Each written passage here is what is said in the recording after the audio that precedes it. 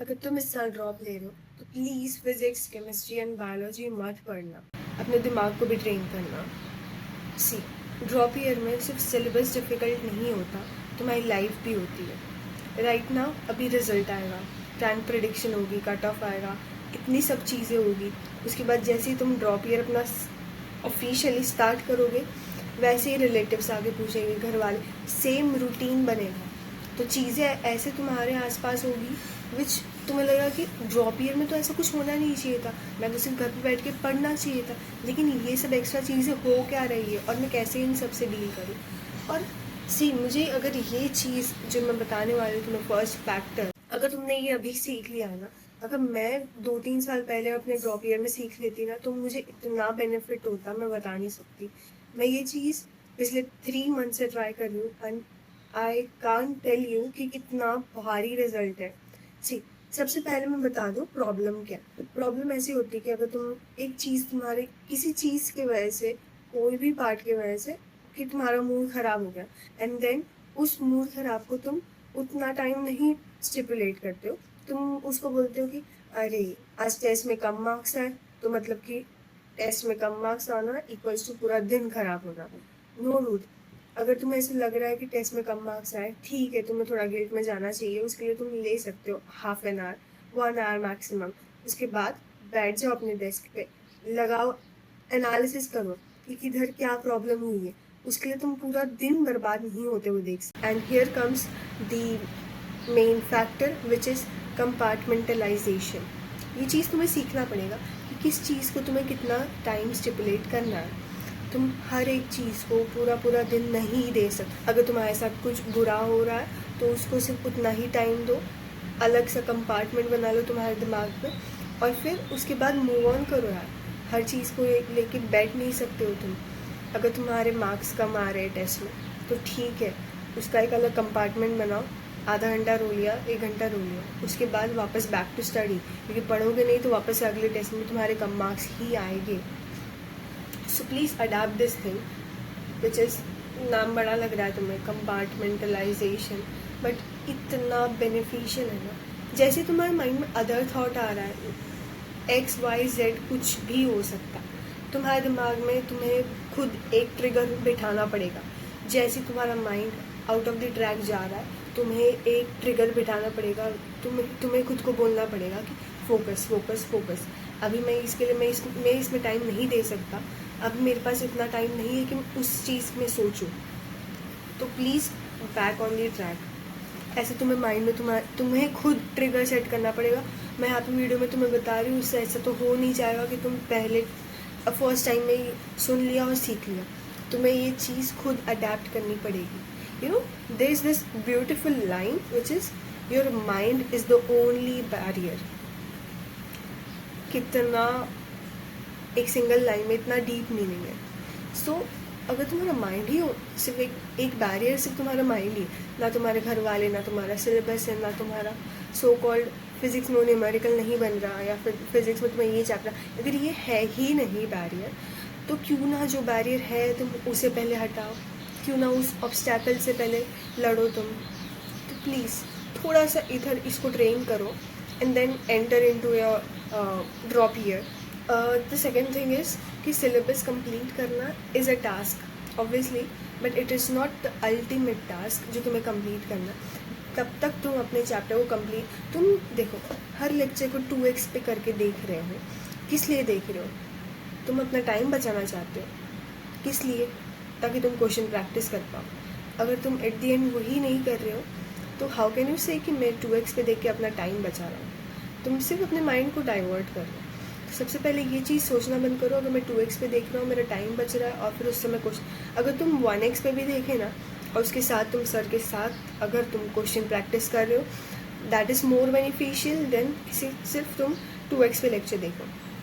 Simply मैं physics के लिए इतना ही बताना चाहूँगी कि mostly students are preparing online तरीके से, so we have PDF notes sir की तरफ से दिए हुए हैं। तो फिज़िक्स के लिए ट्राई करो जितना हो सके उतना, सर को पहले, सर जब क्वेश्चन लेके आए तो पॉज करो, सॉल्व करने का ट्राई करो। एक बार नहीं, 2 बार नहीं, अपने माइंड को फोर्स करो कि जब तक कोई न्यूरल कनेक्शन नहीं होता तब तक तुम फिज़िक्स को सॉल्व करो। दैट्स द ओनली वे तुम फिज़िक्स को टैकल कर सकते हो। और the main thing is mostly बच्चे जो है ना अभी स्टार्ट करेंगे बेसिक मैथ्स से। अभी जो है PW में भी मोस्टली मतलब हर बैच में सबसे पहले यही स्टार्ट होगा फिज़िक्स में बेसिक मैथ्स। अभी अभी तुम 2 बार नीट देख, अगर तुम्हें बेसिक मैथ्स में ग्राफ एनालाइज नहीं करना आता, इंटीग्रेशन डिफरेंशिएशन नहीं आता, इसके लिए एक सेपरेट 1 शॉट वीडियोस होंगे यूट्यूब पे, वो देख लो। टाइम उतना मत दो। अगर सर उधर बैच में 10-15 लेक्चर दे रहे हैं, इसका मतलब ये बिल्कुल नहीं कि तुम 10-15 दिन उसके लिए दो। Start from the your weakest topic.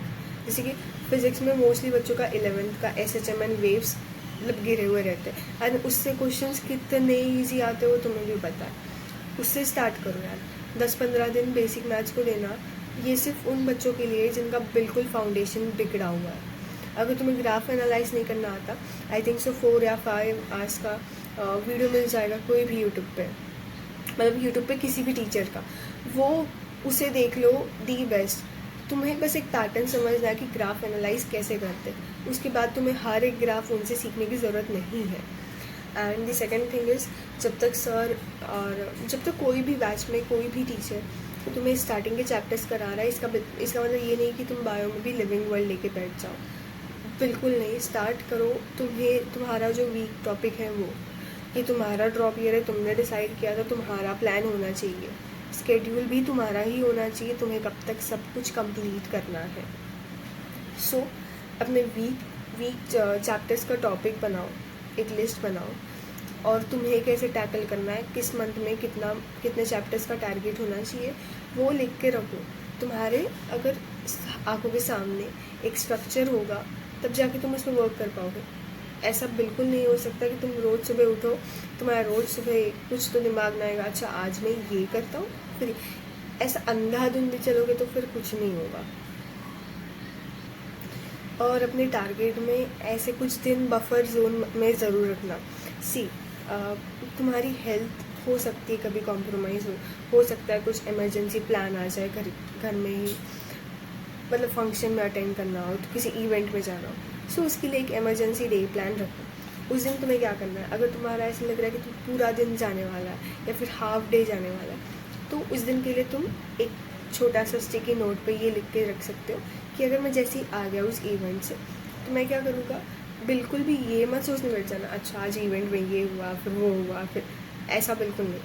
तुम सीधे वो स्टिकी नोट में पहले से चीज़ें लिखी हुई है, सिंपली क्या लिख के रखना कि बायोलॉजी के तुम्हें 30 क्वेश्चन लगाने, या फिर एक चैप्टर, इस चैप्टर का समझो कि फोटोसिंथेसिस का तुम्हें इस चैप्टर के सारे MCQ लगाने। ऐसे चीज़ से स्टार्ट करना जिससे तुम्हारा मोमेंटम बिल्ड हो। ये नहीं कि तुम पहले आते ही फिज़िक्स का लेक्चर देखने बैठ गए, उसमें तुम्हारा बैक ऑफ द माइंड में चल रहा है कि ओ आज इवेंट में ये सब हुआ।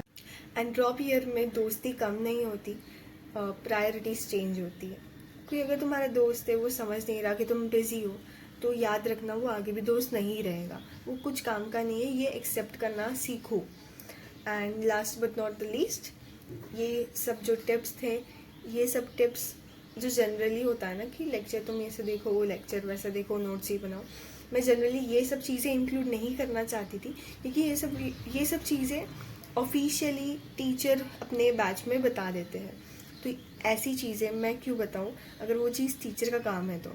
मैं ये बिल्कुल नहीं बताऊँगी कि तुम्हें ये टीचर से पढ़ना चाहिए, ये टीचर बेस्ट है या नहीं है, because at the end it's your vibe, तुम्हारा फ्रीक्वेंसी किससे मैच हो रहा है। मेरा फ्रीक्वेंसी अगर राजवन सर से मैच हुआ था फिज़िक्स में, तो इसका मतलब ये बिल्कुल नहीं है कि तुम्हारा भी उनसे ही मैच होगा। तुम्हारा हो सकता है कि बेस्ट फ्रीक्वेंसी बैठ जाए MR सर से, या फिर बेस्ट फ्रीक्वेंसी बैठ जाए इनऑर्गेनिक केमिस्ट्री में ओम सर से। जैसे मैंने भी ओम सर से ही पढ़ा था तो मतलब मैं ऐसे बता रही हूँ कि अगर तुम मेरे सजेशन पे जाओगी कि मैंने कौन से टीचर का सेट पढ़ा था, तो वो हो सकता है बेनिफिट हो, और मोस्टली टाइम हो सकता है कि ना हो, क्योंकि तुम्हारा ब्रेन है, तुम कैसे अडेप्ट कर रहे हो थिंग्स को, ये तुम पे डिपेंड करता है, तो ये तुम्हें ही करना है। लेकिन हाँ, मैं ये एक चीज़ ज़रूर बोलूँगी, जिस टीचर को पकड़ रहे हो उसका हाथ पकड़ के एट दी एंड ट्रस्ट करके उनके साथ ही सारे लेक्चर कंप्लीट करना। हो सकता है तुम्हें दिमाग में ऐसा आए कि तुम आज किसी वन शॉप वीडियो पे गए एंड वहाँ पर उस वन शॉट वीडियो में सर ने कुछ एक टॉपिक पढ़ा लिया, कुछ एक क्वेश्चन इस तरीके करा लिया जो तुमने लेक्चर में नहीं सीखा। ट्रस्ट करना, वो टॉपिक जो जिन सर से तुम पढ़ रहे हो, वो ऐसा हो सकता है कि उनके पढ़ाने के तरीके के हिसाब से वो टॉपिक अगले लेक्चर में आए, उसी अगले चैप्टर में आए। तो प्लीज़ ऐसे बिल्कुल मत भटकना, ट्रस्ट करना अपने टीचर पे। जो भी टीचर को पकड़ रहे हो तुम, उनका हाथ पकड़ के पूरा जर्नी ट्रस्ट करके चलना। और लास्टली मैं यही कहना चाहती हूँ कि ये सारे टिप्स कोई ऑल इंडिया रैंक 1 के नहीं है, कोई टॉपर के नहीं है। ये उस स्टूडेंट के हैं जिसने ये सब चीज़ें अपने ड्रॉप ईयर में खुद फेस की है। सो अगर मेरी गलती से कोई एक बच्चा भी अगर सीख रहा है एंड उसका 1 ईयर वेस्ट नहीं हो रहा, कहीं ना कहीं वो चीज़ वो सीख के इम्प्लीमेंट कर रहा है, तो इससे बड़ी कोई और बात नहीं हो सकती। And talking about, it was day 4, सो ये कुछ मेरे डे 4 के स्केचेस हैं। ये मैंने बनाया था न्यू बूम वाला वीडियो आया ना, उसके साथ। ये पता नहीं भाई क्या एक्सप्रेशन हो रहा है। और भी कुछ स्केचेस हैं।